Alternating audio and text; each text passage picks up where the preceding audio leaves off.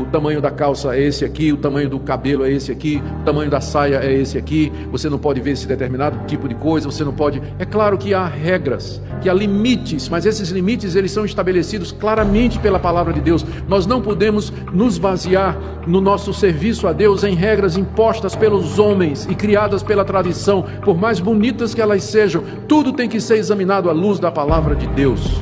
É impossível nós misturarmos a liberdade que nós temos no Evangelho com o velho legalismo e as cerimônias da lei de Moisés, como querem algumas igrejas, como querem alguns movimentos. São duas coisas incompatíveis. Essa liberdade que nós temos em Cristo Jesus para cultuar a Deus em espírito e em verdade, guiados pelo Espírito de Deus através da Escritura, isso não bate com a religião cheia de regrinhas. Portanto, o cristianismo ele se caracteriza por essa liberdade baseada pelo Espírito na palavra de Jesus Cristo e não nas tradições como o judaísmo farisaico.